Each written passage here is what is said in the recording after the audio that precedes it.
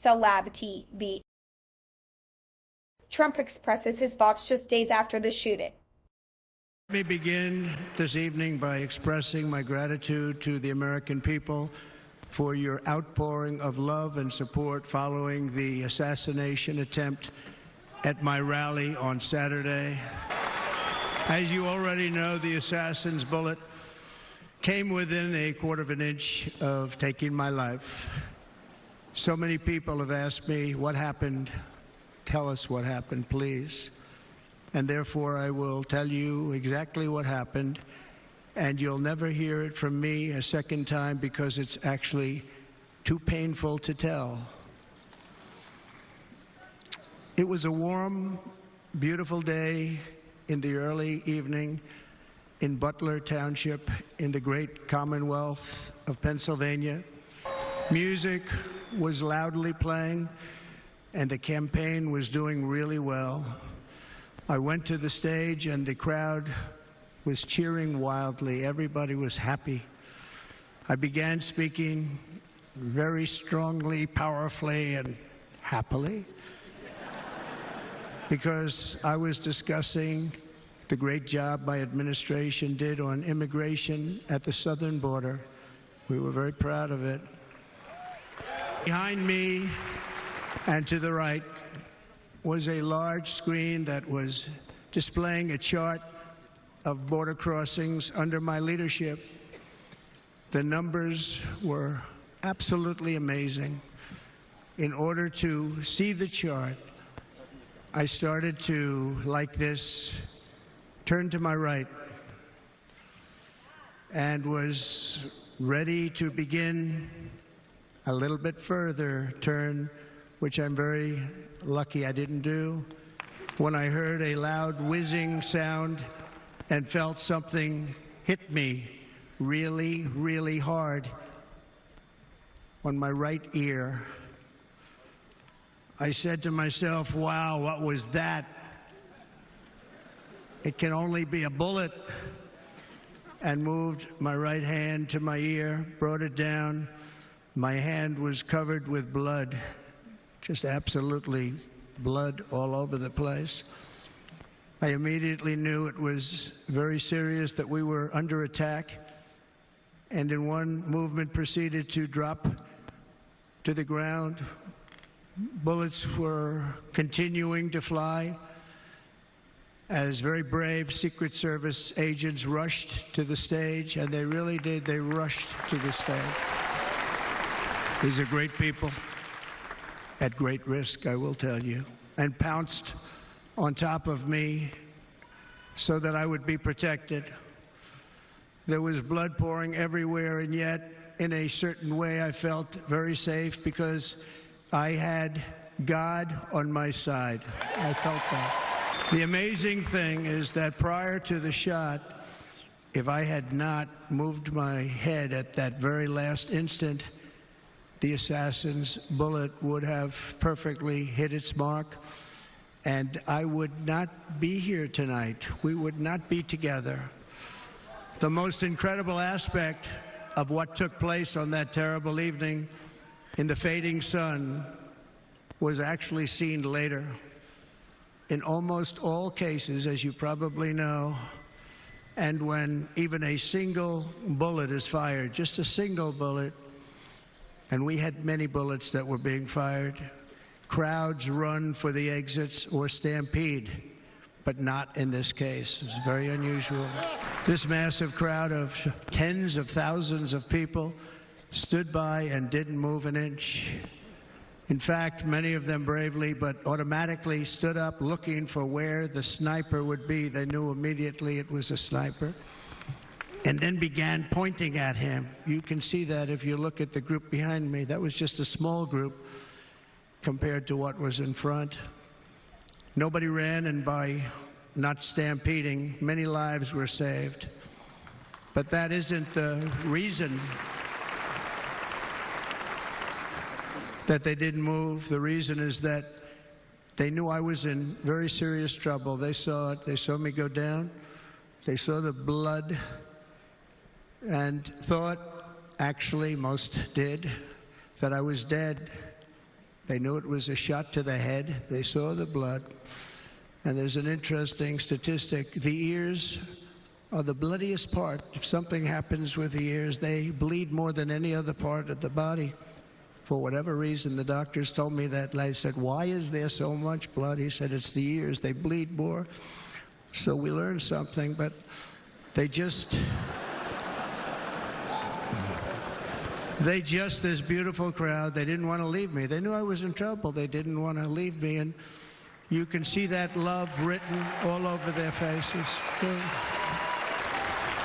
Incredible people. They're incredible people. Bullets were flying over us, yet I felt serene. But now the Secret Service agents were putting themselves in peril. They were in very dangerous territory. Bullets were flying right over them, missing them by a very small amount of inches. And then it all stopped. Our Secret Service sniper, from a much greater distance and with only one bullet used, took the assassin's life, took him out. I'm not supposed to be here tonight. Not supposed to be here. Yes, you are. Yes, you are. Yeah.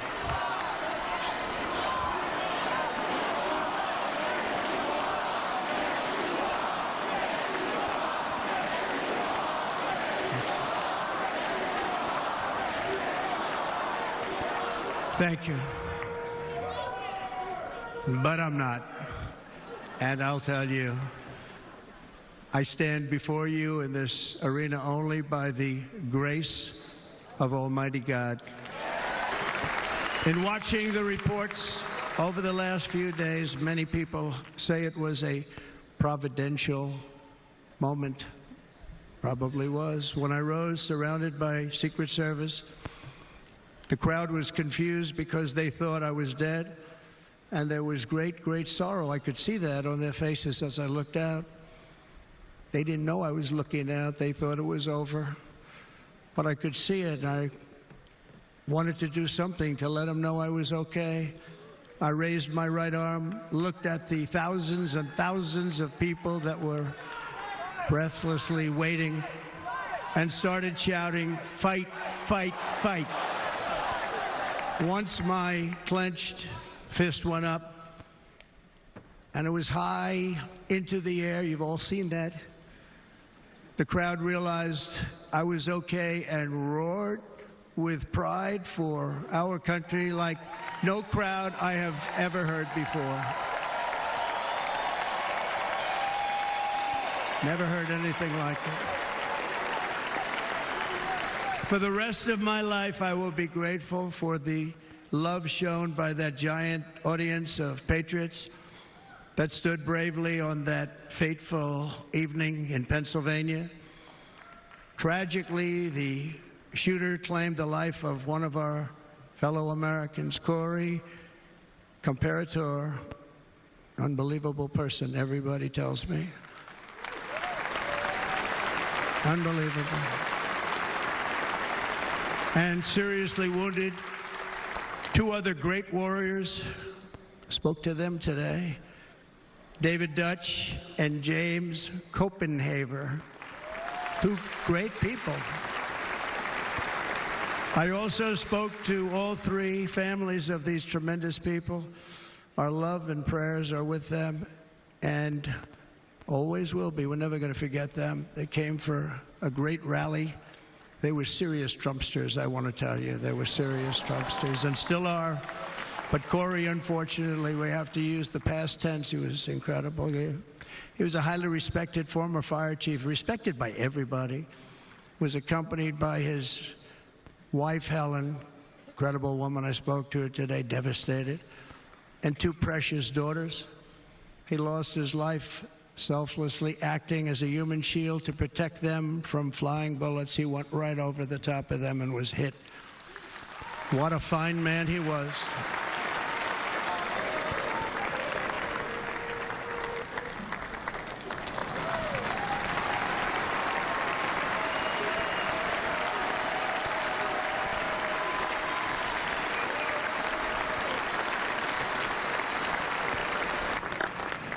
I want to thank the fire department and the family for sending his helmet, his outfit, and it was just something, and they're going to do something very special when they get it. But we did something which cannot match what happened, not even close. But I am very proud to say that over the past few days, we've raised $6.3 million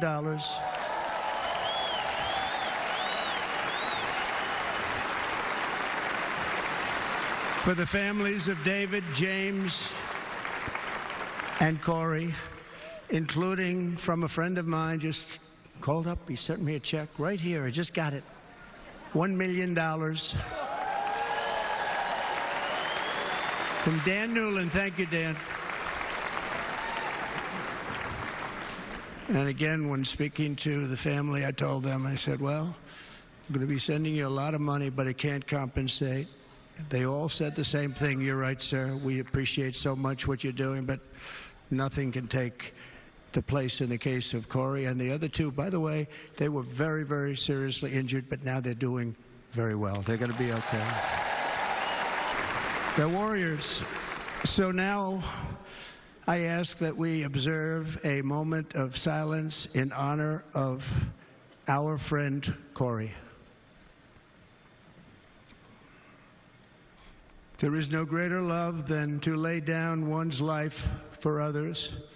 This is the spirit that forged America in her darkest hours, and this is the love that will lead America back to the summit of human achievement and greatness. This is what we need. Despite such a heinous attack, we unite this evening more determined than ever. I am more determined than ever, and so are you. So is everybody in this room.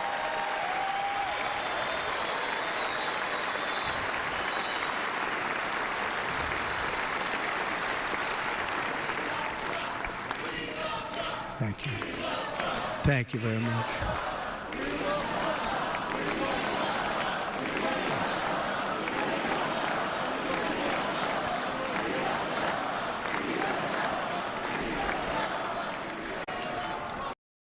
Celab TV.